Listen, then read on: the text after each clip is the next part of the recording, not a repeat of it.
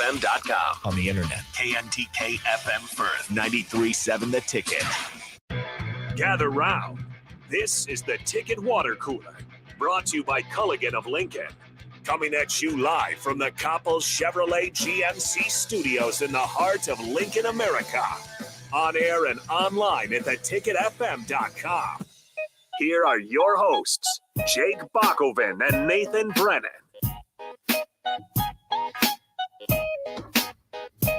Happy Tuesday to all our listeners out there. This is the Ticket Water Cooler here on 93.7 The Ticket, brought to you by Culligan Water. I'm Jack today because we were talking a little bit. We've been doing history lessons with Bach recently. So we are on the year 1997, and we just started talking about the offense and in the I formation, the option.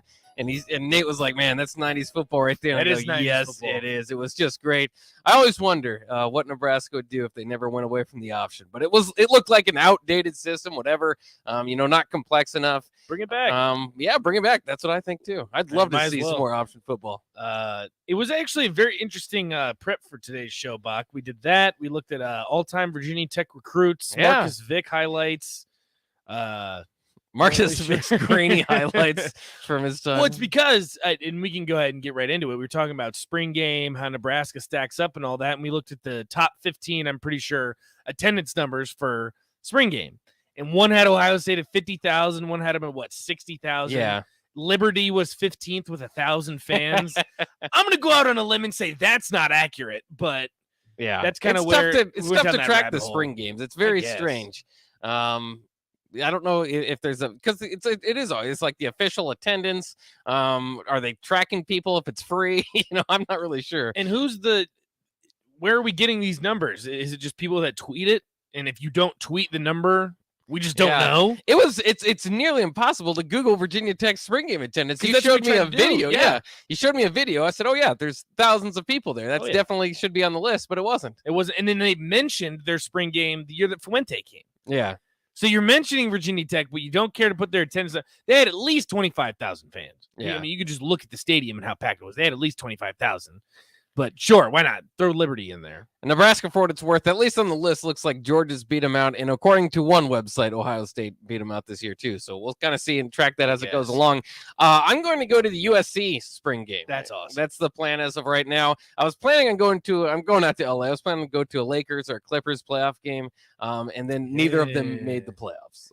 Unfortunately, you know what? Fortunately for you, Bach, you don't have to watch that nonsense because the Lakers were terrible and no one on the Clippers decided they wanted to play this season. Well, it's been kind of cool to see LeBron. I never saw LeBron or Tyronn Lue coach a game. So that's what you're excited about. Yeah. Watch Tyronn Lue coach. Tyronn Lue's like my all-time favorite player. Are you serious? Yeah. How have we not talked about this? I know he played at Nebraska, but your all-time favorite player. Yeah, when I was a kid, he was like kicking ass with Cookie Belcher, his cousin. I mean, they had some cool teams back then. Did he ever play with Strick? Yeah, that's what they won the NIT together. That's right. I forgot about that. They had a little bit of crossover there. One time, it's kind of funny when I was younger. So, now I've met, most people that I grew up liking, I guess, when I was a kid or whatever. But, you always say, like, when you meet your heroes, what are you going to say? I met Tyronn Lue, and I don't think he got one word in. What? Because at the time, he was, like, helping coach the Celtics and helping coach Rondo. And Rondo was my favorite. Like, it moved on, right? Rondo was now my new favorite player. So I just, I met him in the hallway and talked for 2 minutes. I just kept him like, man, it must be really cool to coach Rajon Rondo. So you talked to Tyronn Lue about Rajon Rondo. Yes. How old were you at the time? Oh, I was in college. This was dude. What do you? This is when Tyronn Lue came back for his jersey to be retired, I believe, at the Bob. And you didn't ask him about any of that. I mean, I asked him. I think he might have gotten a word or two, but it was basically just like, yeah, sure. That was somewhat similar to my interaction with Doug McDermott. I don't know if I've ever told you the story that I met Doug McDermott. I was in San Diego. It's a weird place to meet Doug McDermott. I had a few drinks. We went to some dive bar, and I was with my buddy, and he was a little bit more intoxicated than me. And I told him, I was like, dude, I swear that Doug McDermott. He's like, no, don't mess with him. He's like, no, leave him alone. Yeah. So when I was like, screw it, I'm going up to him. Doug McDermott? And his buddy started laughing at me. They said, oh, no, he's not. He's like, no, I'm not Doug McDermott. I said, okay, sorry for bothering you. And he like grabbed me. He was like, "Nah, man, I'm just kidding. I'm Doug McDermott." So I dapped him up. I talked for probably a good 10 minutes. Yeah. Very similar because Yeah. I mean I was a little intoxicated. I didn't let him speak. Went by. I was like, "All right, sorry, I won't bother you anymore." I walked away. And then he calls me over from across the bar. I'm like, great, I'm going to get beat up by Doug McDermott in San Diego. Who else can tell that story? But he called me over. He bought me a beer. We took a picture, and it was awesome. So, and then at first, I was like, maybe this guy isn't really Doug McDermott. Because then it starts going through your head. If I looked like Doug McDermott, I'd tell everybody, yeah, dude, that's me. Yeah.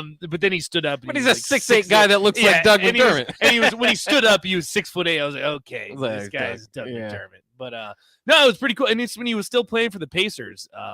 So I asked him about the Pacers. I asked him how Oladipo was doing because Oladipo was hurt at the time. Yeah. He said he was doing fine. He was working out with Sabonis too. So if I would have saw Sabonis too, that would have been cool. Oh my gosh, I don't even know what I would have done because Sabonis is my boy. Yeah. He got traded this trade deadline. He did. He got traded to the Kings. If you guys have any other stories about running into random athletes or random run-ins, let us know. 402-464-5685. One of my favorite from my former co-host, Brett Kane, he's working out in Denver now, is that he was too intoxicated one day, like going to one of the Creighton games. I think he was in he was in high school. But in any case, I think he was maybe. That's awesome. In any case, he had a few too many. I don't know how old he was. And let's take that past part back. Don't drink if you're in high school, obviously. But he was about to cross the road and he didn't even he was just out of it. He wasn't thinking. So he would have been hit if he would have crossed the road. Did he get hit? Thankfully, Dana Altman, the Creighton coach at the time, now Oregon's coach, extended his arm and saved his life. Now that's a cool story. Yeah. That's awesome. So, Tyronn Lue, you didn't even let him talk. Also, Axel says, to be fair, there's not a lot of all-time Husker great basketball players to like. It's fair. Yeah. When I was growing up, Strick was, if you're an NBA fan and Nebraska fan at the time, for what it's worth, Tyronn Lue's still the last first-round draft pick for Nebraska. Is he really? Yeah, from back in 1998. And there's just this big gap of not having players in the league. Like Eric Strickland was there. He was in the league, for a short time. But Lue, after those guys like him and Mickey Moore, I don't want to forget anybody, but after those guys retired, then Tyronn Lue was kind of like the lone Husker in the league for quite some time. Now McGowan's. Yeah. McGowan's will be there. Well, and you got Delano Banton in the playoffs right now. He gets scrap minutes if Toronto gets blown out too much. There you go. Take that as you will. Well, he's a rookie. Pretty good for a second round pick either way to be in the playoffs. I'll take it. Obviously Isaiah Roby doing pretty well. We do have a few people are pretty excited about if you can see on the Sutter Heyman video stream, if you're watching that way, your Syracuse Mets shirt you have on. Yeah. Bernaldo Frittenov Facebook says, "Let's go Mets." Now the Syracuse, to clarify, it's a Tim Tebow jersey. Yeah. So I have a Tim Tebow jersey for every single level of minor league baseball that he played in. And he played for the Syracuse Mets in AAA before he ended up retiring from baseball. And I think he does full-time broadcasting now. But I guess I'm okay with the Mets. One of my buddies is a huge Mets fan, loves the Mets. His favorite player is R.A. Dickey. Not sure why. That's a great favorite player, actually. It's his favorite player of all time. He had the screwball, right? No, he had the knuckleball. The knuckleball, yeah. And he loved R.A. Dickey. And we always I like Tim Wakefield a little more for the knuckleball. Tim Wakefield was nice. But we always make fun of him. We're like, all right, the Mets look good this year. Just waiting for the September collapse. So yeah, for our Sutter Heyman video stream listener and my buddy, I hope that doesn't happen to you because there's nothing worse in baseball than to watch a collapse. Right in front of your it's eyes. pretty rough. It happens all the time. Yeah. I like the Mets back when they had Mike Piazza, the Subway Series between them and the Yankees. That was very cool for a World Series. That was cool. Eric says, met a hammered Bob Devaney at Havelock Misty's when I was 8. I think there's a lot of those stories. It seemed like Bob Devaney did like to drink around town at certain times. So that's kind of cool. Jory says, talking about meeting athletes. I lived in Florida for a year and I met Jake DeGrom my first night out. That's awesome. And about right as he got drafted to the Mets, had no clue how good he would be. Yeah, that is pretty cool. My cousin who lives out in LA, the reason I'm going out there is to visit family. Obviously in LA, you can run into a lot of different guys. But he ran into Dennis Rodman at the beach one time. So that'd be kind of cool. That would be cool. The thing about someone like a Dennis Rodman, do you approach him or do you just kind of let him be? Because you don't know. I don't know. I mean, he might be. He might want to be one of the guys that it's just he doesn't want you to talk to him. Right. Again, there's some guys that give off the vibe. Okay, you go talk to him, you say your piece, you get an autograph, you get a picture. I don't know if Dennis Rodman strikes me as the guy that wants to be talked to. Yeah, you're probably right. You're probably right. Would I approach Dennis Rodman? Yeah, I don't know. I don't know either. I'd probably just shout "the worm" from across the room. He'd appreciate that. He probably gets that a lot. Yeah, I'm sure he does. But yeah, so I'm going to the USC spring game. I'm pretty excited about that. My friends make fun of me. I went to Vegas and went to a UNLV game.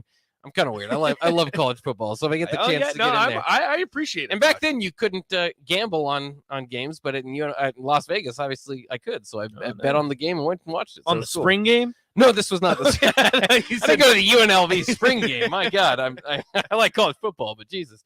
But no. Yeah. It was San Diego State, actually. It was a pretty good game. Rashad Penny, the all-time leading rusher, played in that. It's a good matchup. Yeah, it was actually, but actually it wasn't. UNLV wasn't very good. They're like 4-8. But yeah, it was fun to bet on.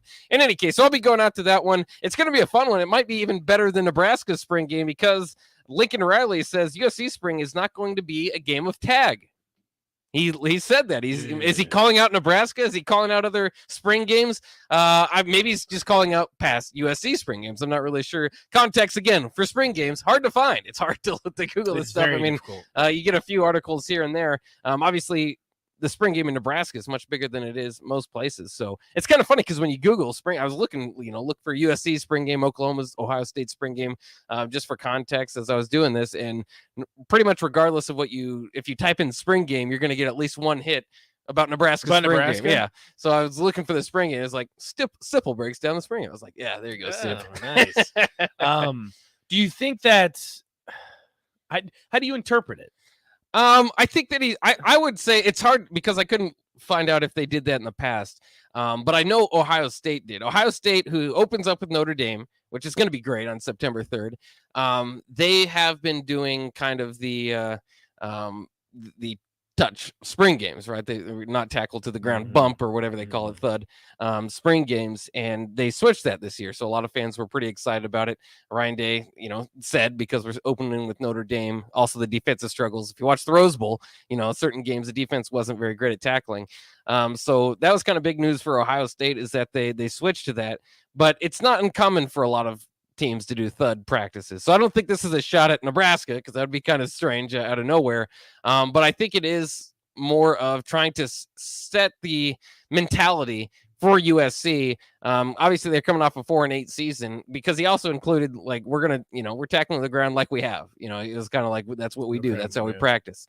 So I love that mentality. I know there are a few fans, and again, I don't want to get into the majority. I think most people had fun going to the spring game again. But did you have any problem with the two-hand touch? Not for the entertainment purpose necessarily part of it, but for bettering the football program. Do you think that it would be better to run more than thud? Which obviously they did it at certain practices as well, and injuries played into it. So, but when you read something like that, I mean, if you're a football guy, that kind of gets you going, right? You're like, yeah, that's the attitude I want. But but coming from Nebraska, who just played a thud spring game, you go, yeah, that's kind of us. Right now. Listen, it goes both ways. And that's why it's so difficult, too, because Nebraska's already deling with injuries. There's no sugarcoating that. Right. Nebraska is dealing with injuries already, and we haven't even entered the summer yet. But at the same time, I've heard from a lot of Husker fans, and you might be able to speak to this a little bit more, Bach. I mean, back in the day in the 90s and even into the 2000s, there's a bit of roughness. There's a bit of determination. There's a bit of grit behind Nebraska football, right? Oh, yeah. And from what I've heard from the fans is over the past few seasons, that hasn't really been the case anymore. Does that have to do with practice? Does it have to do with the guys you're recruiting? Does it have to do with coaching? I don't know the answer, and I don't think anyone, unless you're within the football program, knows the answer to that.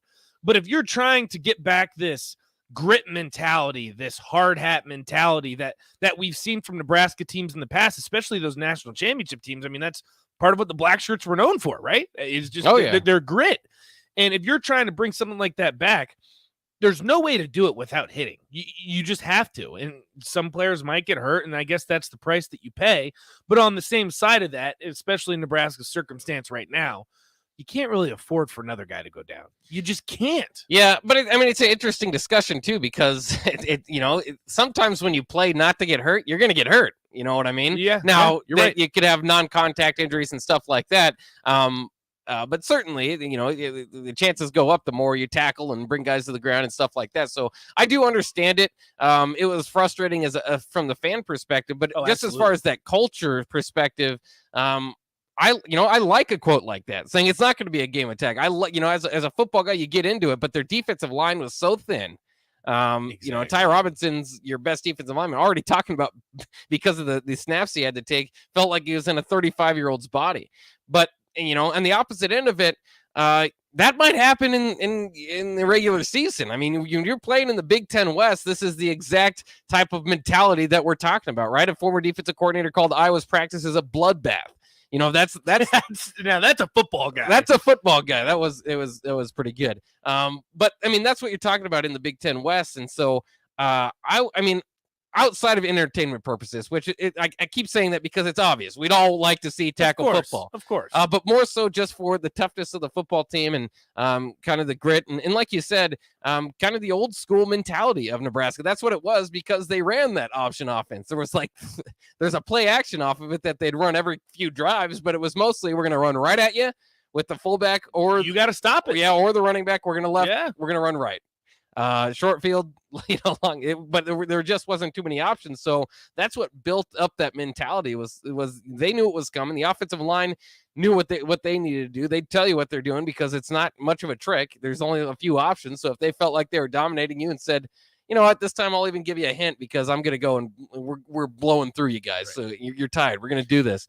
And so those are all the great quotes that you hear from the past about those teams. It's been a long time. And so when I say that I wish Nebraska or wonder what Nebraska would look like if they never went away from the option, I don't know if there'd be more trophy cases. I don't know what the records would be. Mm-hmm. But I do know it'd be a tough football team. It would blend into what the kind of the Big Ten West is. And there's a competition aspect to this too. And I know in no comparison whatsoever is high school football compared to Big Ten football at all.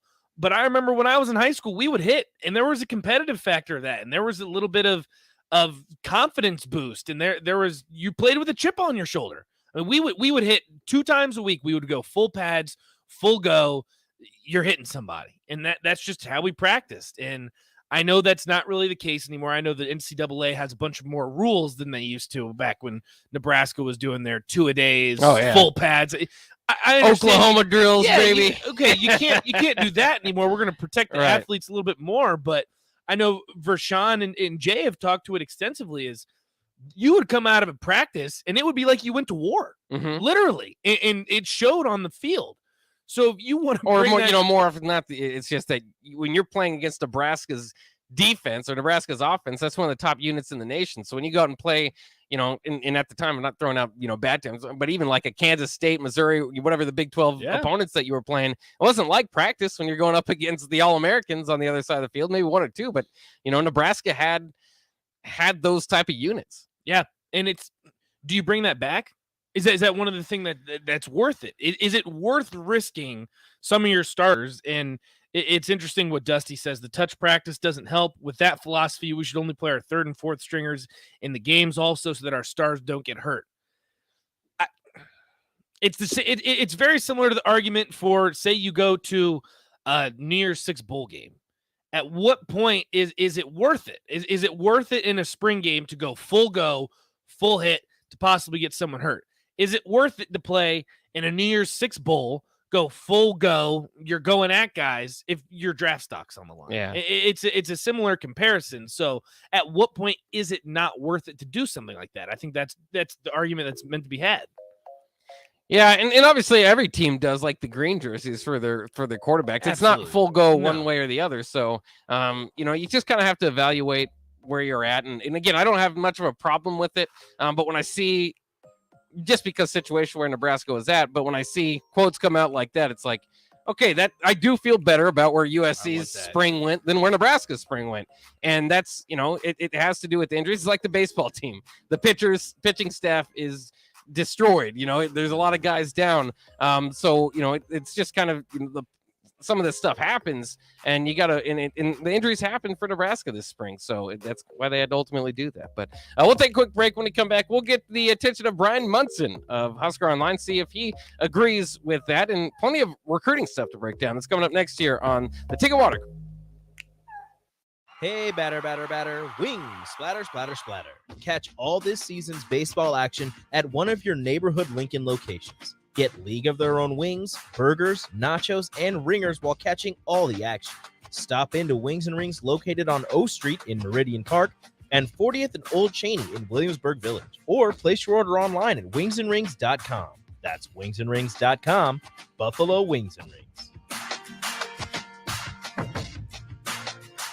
93.7 The Ticket. Fox KFXL weather. Sponsored by Security First Bank. A relationship you can count on. Strong winds expected in the forecast today. Could see some gusts up to 40 with a high near 58. And the overnight tonight, could see a chance of showers after midnight with a low down near 48.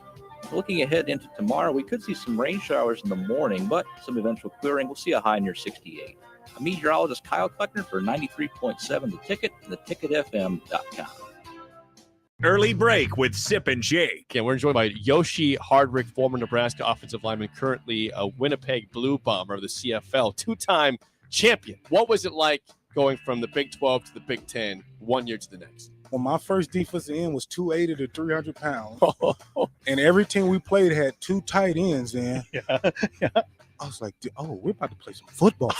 Early break with Sip and Jake from 6 to 8 every weekday morning on 93.7 The Ticket. You know you want that smoky, tangy, sweet, and spicy sauced and tossed Wingstop. But you just brought a haul of groceries home from the store. It's cool. No one expects you to shop and cook in the same day. So let the flavor experts at Wingstop hook you up with mouth-watering wings, crispy tenders and thighs, fries and sides delivered to your door. You can always cook tomorrow. That's why the fridge was invented. Get it delivered at wingstop.com. Order online now from the new Wingstop located at 5001 O Street. We all make choices about alcohol. Kids make choices whether to drink or not. Bye, Dad. Remember, I'm going to Alex's party tonight and sleeping over. Hey, remind me about that party again? And adults make choices whether to talk about it. That's true of parents and every other trusted adult in a kid's life. Kids want to know our expectations, and they want honest answers in everyday conversations. So talk with your kids and help lead them on a positive path. Sponsored by DHHS and aired in cooperation with the Nebraska Broadcasters Association and this station. Southeast Community College is training tomorrow's workforce today with our nearly 60 career and technical programs. We are doing our part to help employers fill vacancies during this current labor shortage, graduating students with skill sets employers are seeking. We're also helping to upskill the workforce by adding short-term credentials like certificates in many programs so that employees can get retraining quickly. Learn more about upskilling with SCC at southeast.edu/academics. SCC, your path to possible. These days, there are more reasons than ever to treat yourself to a great haircut at Great Clips with the online check-in app. So tell us, why do you check in? I check in because I'm tired of hat hair. I check in because we all need a cut. I check in so I can feel like me. And I check in so I look good for you. No matter why you check in, you'll check out with a great haircut and save time with our online check-in app. Great Clips. It's going to be great. Work, laundry, dishes. I was exhausted. I needed a vacation. But finding a way to pay for it, not so easy. Then I found it. A research study at Solarion. I searched the studies and found a perfect match for me. It was so easy. I earned cash for the study and booked that vacation. Plus, I made an impact on medical research. Find a study and sign up today at healthresearch.com. You should consider the risks of the research before you agree to participate. Tune in every Monday morning throughout the summer at 6:45 a.m. for golf course reviews on the Nebraska Golf Passport Early Break Golf Tour with Jake Sorensen and Steve Sipple on 93.7 The Ticket and theticketfm.com. Back to the Ticket Water Cooler, brought to you by Culligan of Lincoln on 93.7 The Ticket and theticketfm.com.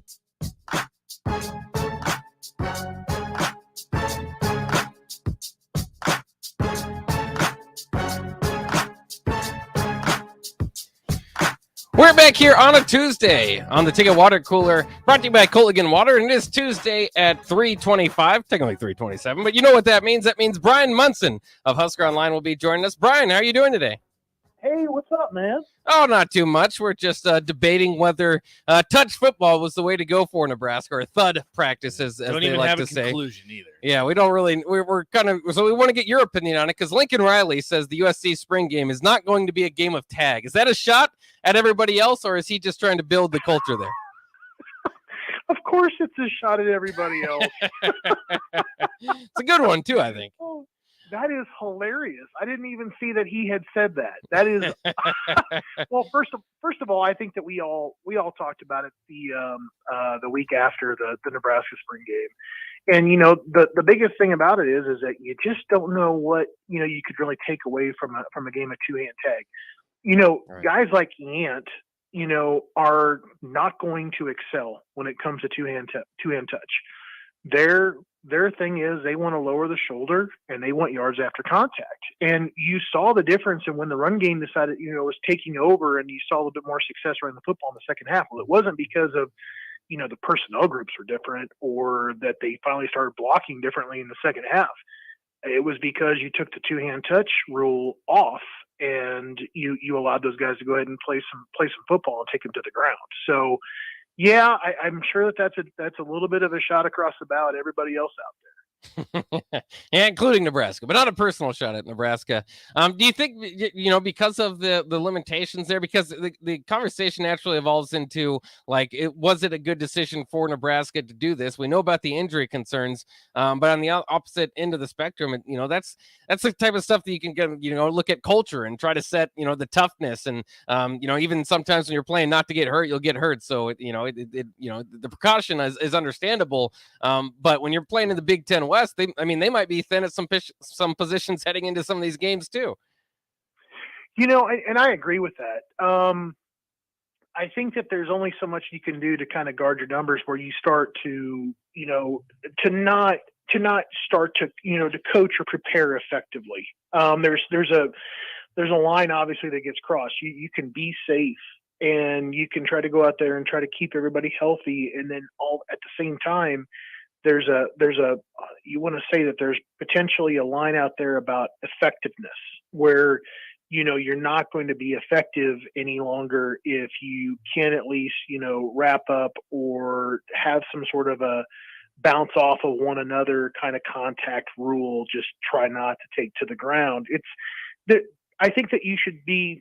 There's nobody out there that wants to go out there and start laying hits out there to start causing concussions everywhere or landing on top of people and dislocating shoulders, because that's been part of my world in the last week or so too. But that's certainly there's a careful balance between trying to keep everybody safe and trying to be effective within the practice schedule that you have, that you're trying to get better as a team. Brian, talking about effectiveness, we don't really know too much about Casey Thompson's effectiveness because Nebraska didn't really show us anything in the spring game. But with that being said, we saw what he did at Texas last year. Me and Bach talked about this earlier in the week, or maybe it was the end of last week, where he stacks up in the Big Ten rankings when it comes to quarterbacks. Obviously, you didn't prepare. You can't say go through your list or anything, but do you think he has a chance to be kind of at the top of the list? Maybe not CJ Stroud level, but towards the top of the rankings. Obviously, I think that, well, I'm kind of jumping ahead here in my answer. I think the short answer to your question is that's where Whipple and Frost expect him to be. Mm-hmm. I think that from there, though, with the hesitation, I think that was there to kind of go ahead and anoint him to be the starting quarterback in the fall. I think Nebraska wants him to be a little uncomfortable. I think Nebraska feels like, that they wish that they could have seen Purdy and Harburg, do a little bit more this spring. They were limited because of injuries. Everything that I have heard so far indicates that it was not a great test sample for everybody to kind of take away from the spring game, that which, Logan Smothers did as an indication of like how good his spring was. I heard he had a really good spring. Mm-hmm. So I think that there's some things there that when they start talking about the next quarterback to replace Martinez at Nebraska, they want an efficient manager of the game. They want to they want to throw the football. They want to be efficient. They want a guy that's going to make some good decisions, and they can't go out there and have a guy that's going to turn the football over. So I would expect that if Nebraska goes out there and can't find that guy initially they go out with whenever week one is against Northwestern, whoever it is against Northwestern, if that person's not running the offense effectively enough for them, I don't think they're going to have any problems in making a change and trying to find the right guy. So I think that there's going to be some very high standards kind of being set here based on the guys that are there in Lincoln now. And as we look at recruiting, I think a lot of people have been surprised not to really see it's been kind of quiet on that front post the spring game. That and like transferring, you kind of figured there would be a lot of exit interviews happening and guys transferring out. But is that just because Nebraska's a little ahead of schedule from these other teams in the spring, do you think? I think that's part of it. I think Nebraska also, the week after the spring game, there was kind of a little bit of a valley. You let the guys kind of go and don't put any more team activities basically on them, except for, I think, working out last week and probably getting treatment for a lot of those guys. The coaches weren't really in the offices, even with the start of the evaluation period on Friday, which was a pretty bad day to kind of open your evaluation period on a Good Friday. There wasn't much for them to do, and they kind of hit the ground running on Monday morning. I think that the only thing that really is kind of hard, fast, standing in the way of those guys that intend to talk about transferring or know that they want to transfer is that they have to declare their intentions by May 1st to be immediately eligible. So if they're planning on going ahead and doing anything, we're going to find out here in the next couple of weeks. And I'm assuming, with some of the coaches having to remain back in the offices, I don't think head coaches necessarily will be out there or can be out there on the road. I imagine some of those conversations are going to be happening here over the next week or two. And, I think that the number that Sean kind of threw out today on chat was, he thought 5. I think that could be on the light side. I think it could be a higher number than that. But we'll have to see what kind of happens. But May 1st is going to be the first key date that I think people need to start paying attention to when it comes to people in the transfer portal. Is that why O'Shawn Mathis said he's going to make his decision at the end of the month? Is this May 1st date? I don't think so that necessarily on that May 1st date for him, since he's already kind of declared and hanging out there and taking official visits. He's got the Texas spring game, I think, is this Saturday. Just by the way that everything is going to kind of wrap up for him. So if it's the 23rd, he's got one more week to go kind of before the end of the month. And I think that the big takeaway here, I think, has been that it's really kind of down to Nebraska and Texas. So he gets a chance to kind of go see those two places last before he makes a decision, and then makes his decision and he's done with it. So I think that's more along the lines of just the timing of the spring games and the official visits. Brian, sometimes, at least in professional sports, some of the best moves you can make in free agency are keeping guys that maybe were hurt or left the team and then they come back. So outside of the transfer portal, talking Xavier Betts, have you heard anything? And if not, when are we going to find out answers about his future at Nebraska? I have not heard a word. I don't think there's been any So when I say I haven't heard any words, it's more along the lines of answering the question as I don't think there's been any conversation between Betts and Nebraska. I don't anticipate him returning to football. And that's not just in Lincoln. That's period. I think it's just a decision to go another way with what he wants to do with his life. And I also kind of got the feeling that, in a lot of different circles, there's while I think a guy like Betts and his talent, he definitely has that role on the team. I mean, he was a guy last year that in a lot of different parts of various football games was the only guy that was providing the spark. Now all of a sudden, you have had a history, however, between Washington or Spielman and others when it comes to kind of dragging things out, being half in, half out. I think that the other players that have kind of seen that before don't want to keep tolerating that kind of behavior. It's either an all in or all out kind of thing. And I really appreciate that the most, and kind of understanding where a guy's head and heart are at, and not trying to struggle with the decision. You're either in or you're out.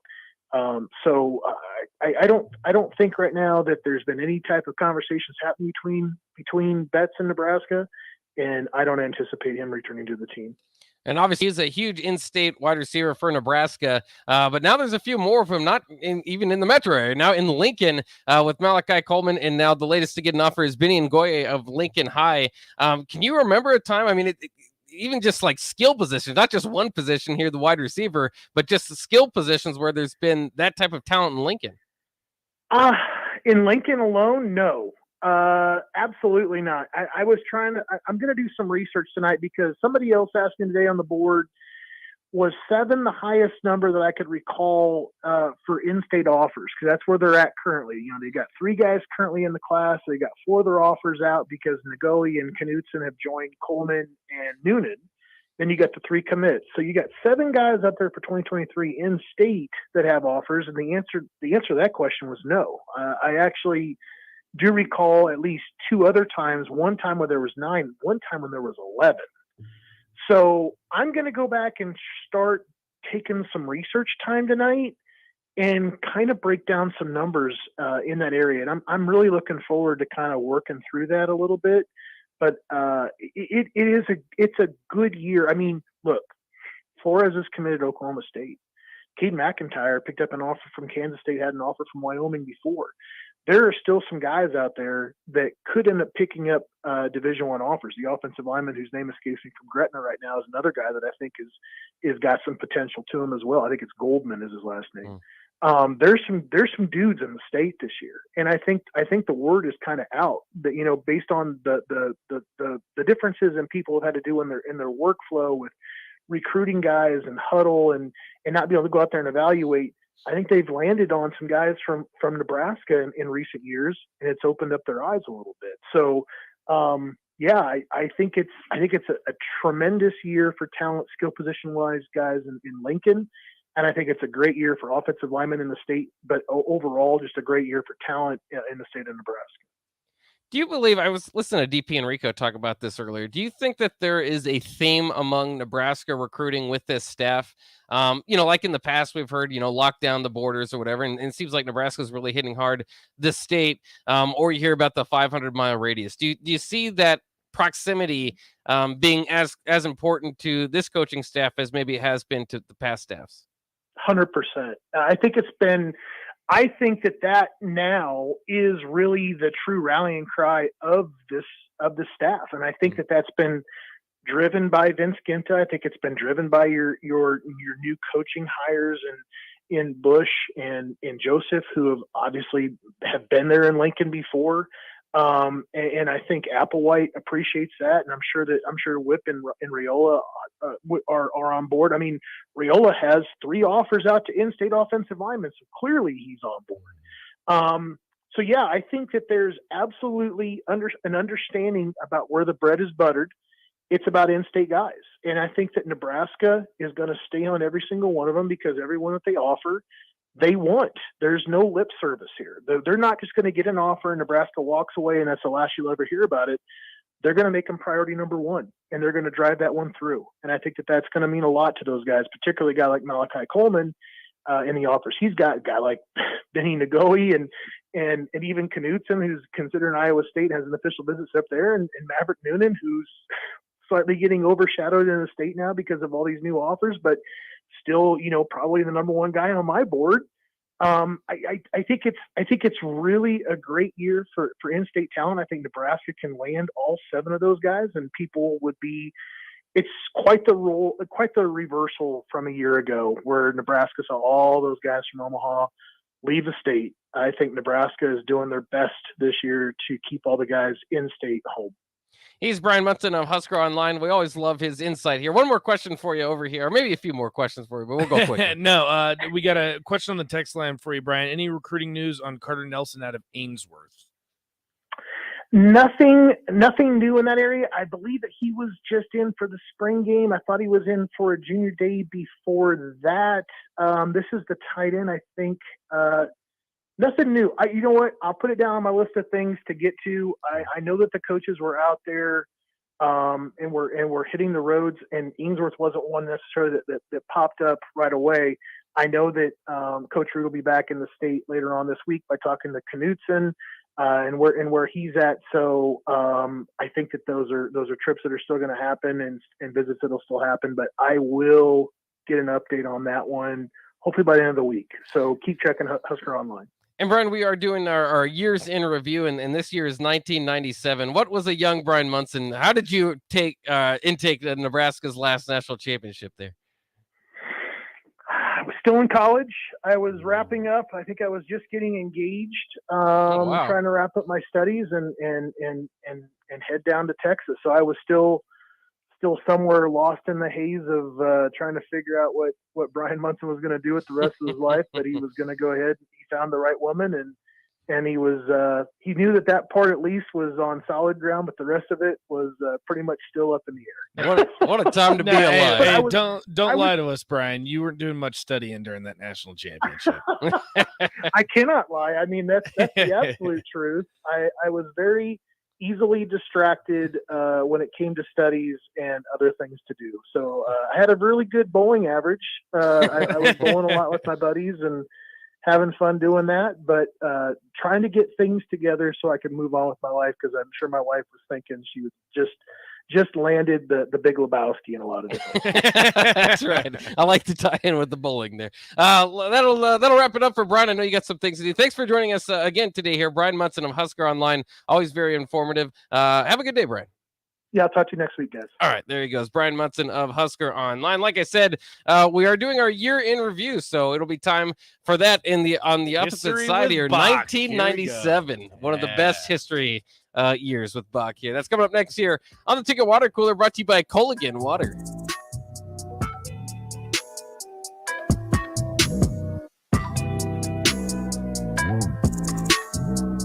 Jake Bachman here, and I want to tell you about something that I do that is helpful in the health industry. I'm talking about Solarion, where if you're eligible, you can earn up to $500 per day while helping develop new pharmaceutical products. I've worked with Solarion for many years and keep going back because I feel confident in the well-trained staff and well-researched studies that I participate in. Plus, if you have a busy schedule, they have weekend studies or overnight studies that shouldn't affect your normal work hours. I felt confident in knowing that not only am I helping with potential cures in the health industry for various illnesses, but also knowing that by participating, it helps me out too. If you're curious about how to earn up to $500 per day for participating in a research study at Solarion, check them out at helpresearch.com/new or call them at 866-213-2965. Once again, that's Solarion at 866-213-2965 or at helpresearch.com/new. You know you want that smoky, tangy, sweet, and spicy sauced and tossed Wingstop, but you just brought a haul of groceries home from the store. It's cool. No one expects you to shop and cook in the same day. So let the flavor experts at Wingstop hook you up with mouth-watering wings, crispy tenders and thighs, fries and sides delivered to your door. You can always cook tomorrow. That's why the fridge was invented. Get it delivered at wingstop.com. Order online now from the new Wingstop located at 5001 O Street. If your home water doesn't taste right, look right, or smell right, just call Bryant for the solution to your water problem. Call 467-1111. Bryant Air Conditioning, Heating, Electrical, and Plumbing. 2022 is all about staying well. And guess what? There are lots of easy ways to take care of your mental and physical health every day, like eating right and exercising, taking vitamins, drinking water, scheduling those annual doctor's visits, or just resting. That's right, even a quick nap counts. Because let's be honest, these days we could all use a little more wellness in our lives. So stay well, Nebraska. For more ways you can stay healthy, visit staywellnebraska.com. 93.7 The Ticket. Fox KFXL weather. Sponsored by Security First Bank. A relationship you can count on. Strong winds expected in the forecast today. Could see some gusts up to 40 with a high near 58. And the overnight tonight, could see a chance of showers after midnight with a low down near 48. Looking ahead into tomorrow, we could see some rain showers in the morning, but some eventual clearing. We'll see a high near 68. I'm meteorologist Kyle Kleckner for 93.7 The Ticket and theticketfm.com. In today's day and age, people are trying to do more and more projects by themselves. That might be better on the wallet, but it can also lead to painful sounds like this. Ow! Poor guy, trying to do wiring all by himself. Let's have another listen. It's just not worth it. Don't hurt yourself or make things worse than they are already. For any of your electric needs, call Joe at Ambition Electric today at 402-217-3415 or go to ambitionelectric.com. In every office, there's two types of people. There are those who bring in bagels and those who eat the bagels that someone else brought in. Everybody likes the first person. Be that first person. Weekday mornings at 7:30, you have a chance to win a business box of bagels from Bagels & Joe. All you have to do is shut up, Sipple. 2 questions for you, 2 for Sip. Win, and the bagels are yours. Lose, well, you don't want to lose. You lost Monday, you lost Wednesday, you're a loser. Shut up, Sipple. Weekday mornings at 7:30, brought to you by Bagels & Joe. Hi, Sean Callahan here for Koppel Chevrolet GMC, and it's been a great start here to the year as 2022 new inventory continues to roll in. Our pre-owned lot remains full, and we are selling at a record pace. I was just down at Koppel talking about a new order for myself, and they let me know I can actually start ordering a 2023 here later this spring. So stop on in to get your new 2022, your pre-owned vehicle, or maybe talk about ordering here for 2023. Check them out online at koppelcars.com. You'll be glad you did. Here's to days spent roaming, and to sleeping beneath the stars, to casting another line and letting time float by. From Shadron State Park to Indian Cave State Park and every recreation area, historical and state park in between. Here's to your adventures, your memories. Here's to going out and enjoying your Nebraska state parks. Plan your next trip today at yournebraskaparks.org. Sponsored by Nebraska Game and Parks. Aired with the Nebraska Broadcasters Association and this station. Back to the Ticket Water Cooler. Brought to you by Culligan of Lincoln on 93.7 The Ticket and theticketfm.com. This is the Ticket Water Cooler, and it's time for history with Bach as we go back in our year in review and look at the season of 1997. We're going to do this all the way up until 2021. Yeah, we'll review last year. So, of course, this is the last really great season for Nebraska. There were some good ones after this, but 1997, obviously, we went over 96 last year. The 2 titles in 94, 95. Scott Frost takes over in 96, and Nebraska just doesn't quite get it done. They lose to Arizona State earlier in the season, avenge themselves throughout the season before losing to Texas in the Big 12 championship game, the newly formed Big 12 championship game, and then go in and punish Virginia Tech in the Orange Bowl. So a little rub it in for Nate there. But in 1997, Nebraska came in with a lot of hoopla still. Preseason top 5 team. I think they're number 6, actually. So preseason number 6 team. And it was just kind of a fun year. They opened up, they beat Akron, and then UCF. And at the time we didn't know, but Dante Culpepper was on that team. And Frost struggled because it was UCF, at this time, this was not a very well-known program, right? The optics weren't very good. So Scott Frost was, I believe, booed in that game before they turned it around to get to 38-24. And then they played Washington at Husky Stadium, Nebraska going into that game number 7, Washington number 2 with Brock Heward at the helm for Washington, but Nebraska beat them 27-14, moved up to number 3 in the rankings when they defeated Kansas State 56-26 on FSN, which was a great network. If you didn't, back in the day, that was pretty cool to watch. And then eventually rose to number 1 after a victory 35-0 over Kansas. They played Oklahoma, beat them 69-7. I think, I have to go back. Tom Osborne might have got his 250th win that game. It was a big deal. And then they played Missouri. This was the flea kicker game. Scott Frost on 4th down. This was crazy. Missouri was not that great of a team at the time, but they were pushing Nebraska to the brink on a 4th down. Scott Frost threw it in the end zone. The ball was not caught, but it was deflected off of Chevin Wiggins' foot. And at the time, there's a rule that you can't kick. And I don't know if that's still a rule, but you can't intentionally kick the ball to keep it alive. But they just said, no, the refs on the field didn't call it. Matt Davison catches the ball to prolong the game, get into overtime. Nebraska wins 45-38, but the damage had been done to the number 1 overall ranking. because Missouri was not very great at the time. So Nebraska dropped to number 3, but they closed out the regular season with victories over Iowa State and Colorado. 27-24 game, last second field goal by Josh Brown helped win that game. They moved to the Big 12 championship game to take on number 14 Texas A&M, and they won that Big 12 title 54-15. And then you got some Big Ten nonsense to get in the way. Once again, Of course. Big Ten's Michigan goes undefeated behind Charles Woodson in his Heisman performance.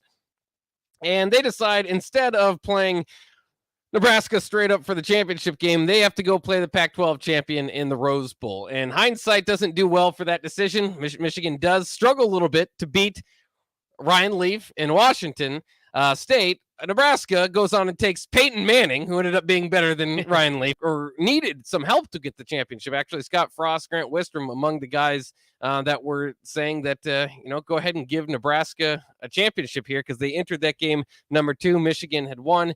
And the coaches poll, they came through. Tom Osborne had said beforehand he's going to retire after that game.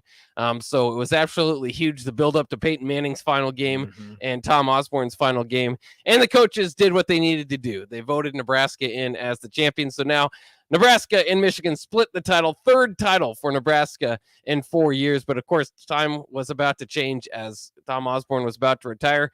For what it's worth, shout out to some of our guys out there. Jay Foreman, starting linebacker there for that team. Tight end Rashawn Jackson, the captain. Oh, yeah. Wounds up getting his 3rd title there. Of course, Scott Frost, we all know among the names. The names are just kind of fun to go through. Amon Green and Krell Buckhalter at running back, fullback with Joel Makovica. Chris Brown out there on special teams. The offensive line was led by Aaron Taylor. Of course, Grant Wistrom and Jason Peter and Chad Kelsey and Mike Rucker and Kyle Van Bosch on the defensive line. Quite a bit to work with there. Eric Warfield and Mike Brown and Ralph Brown and Erwin Sweeney back there in the secondary. It sounds like a national championship type of roster, and it was. And so very cool season, 1997. And very cool, by the way, Heisman finalists there. It's one of my favorite finalists of the year. There's a famous picture of the 4 finalists there. It was Charles Woodson ended up winning it, but Peyton Manning, Ryan Leaf, and Randy Moss over there at Marshall awesome. were the finalists. Ricky Williams not quite making it, but he did win the Doak Walker Award for the best running back. Nebraska's Grant Wistrom takes home the Lombardi Award. Aaron Taylor, Nebraska, wins the Outland Trophy. And for what it's worth, Martin Gramatica won the Lou Groza Award that year. So kind of cool to go back in history and look at 1997 for Nebraska, their last national title. How do you interpret the co-national champions? Obviously, you're going to count it, but I don't know. If you're Michigan, it just seems very odd to me. And I know that's how it worked in college football at the time. For a long time. Very, very odd. They actually just implemented, we mentioned it yesterday, overtime. They were fine with ties up until 1996, I believe. So it was a problem, but it was a problem that the Big Ten and the Pac-12 were creating, because they would do these alliance things with the other conferences, and they'd be, okay, let's play number 1 versus number 2, and the Rose Bowl just wouldn't budge. We're going to continue to play those games. So when you look at it in hindsight, again, I think Nebraska needed there's theories out there that Nebraska needed Tom Osborne to announce that he was going to retire in order to get the coaches vote up, to get up to number 1. And I could see it. But also, you don't, as time goes on, I think it really hurts Michigan, that they beat Ryan Leaf when Nebraska had to go beat Peyton Manning. I mean, that really kind of tells, as history moves on, you kind of go, oh, well, yeah, I think Nebraska probably deserves the title at that point. And for what it's worth, Tennessee was number 3 at the time. Washington State was like number 9 or something, which is still a good team, but it's not the same. It's not like, it's not like playing with the finalists. Like in the modern day, they wouldn't have made the playoffs. Tennessee would have. Yeah. I didn't even think about it like that. Yeah. And it's when is the BCS? We're getting close to the BCS. 1998, the next year. This is again part of the reason they started that. Is just like too many of these games were ending up as ties. 1990 was another one. 94, even though it didn't end up in a tie, you had Penn State undefeated and not getting a chance. And that would happen in the BCS too. 2003 Auburn was undefeated, didn't get a chance. So there's no perfect system, as we're still finding out to this day. But at least you only have one championship this year, unless UCF and Scott Frost claim one. Couple texts here. Nebraska got the better trophy, Raf says. It is true. Unbelievable. I went and saw I went to Ann Arbor and was looking for the trophy because Nebraska's got the ball, right? The coach's pull is the sparkly ball worth however much, and on the big trophy, and then Michigan's trophy is like this little wood shop.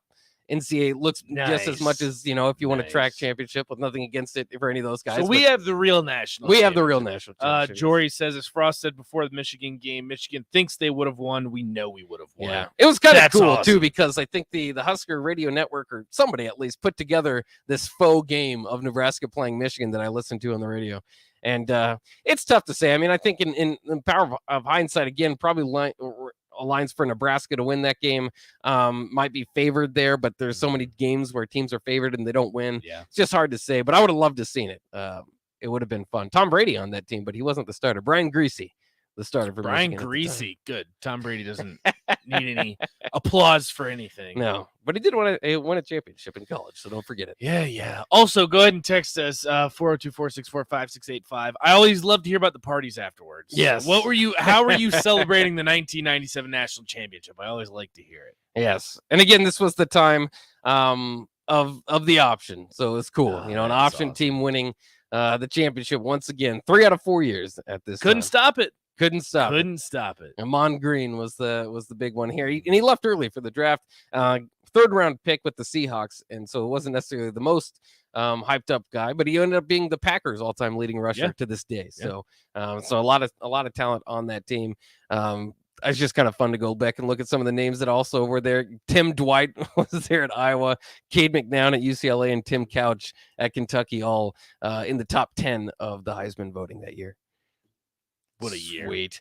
1998 is I know Nebraska. Right before Michael Vick would show up. Yes. I was going to say, I know Nebraska doesn't get any better for Nebraska, but at least for my age, I started to like here and there, like I have memories of 97 and 95 and all that stuff, like spotty memories here and there of important events. But like by the time 1998 and it kind of continues to roll out, then I remember like the adventure of going through it week by week, which is unfortunate that that kind of cutoff really does start at the end of 97. Became another college football fan. Yes, it's another one of us. That's right. How it works. Your team doesn't win all the time. No. Yeah, but one of us. One of us. But it was pretty cool. So we'll go back to 1998 tomorrow. Of course, most of you guys know the story, but it'll be fun to dive into Frank Solich taking over for Nebraska. What would happen if they would have chose Barry Alvarez at the time, or Mac Brown, who was apparently in contention? Yeah. Interesting kind of ways to look at that. But we'll review 1998 tomorrow, and we'll talk about 1997 with Eric Strickland. We skipped 96 yesterday, so I got to ask him about that. It was a big year for him. He went on to the NBA 96. So we'll talk about 96 and 97 with Strick. Of course, a lot more to talk about as well. We didn't quite get to Kyrie. Tomorrow we'll probably talk about Kyrie. Fined $50,000 for flipping off the crowd there. Can't wait for game 2 tomorrow. But yeah, plenty more to come up, more to talk about coming up here on the block with Strick and Bach coming up next.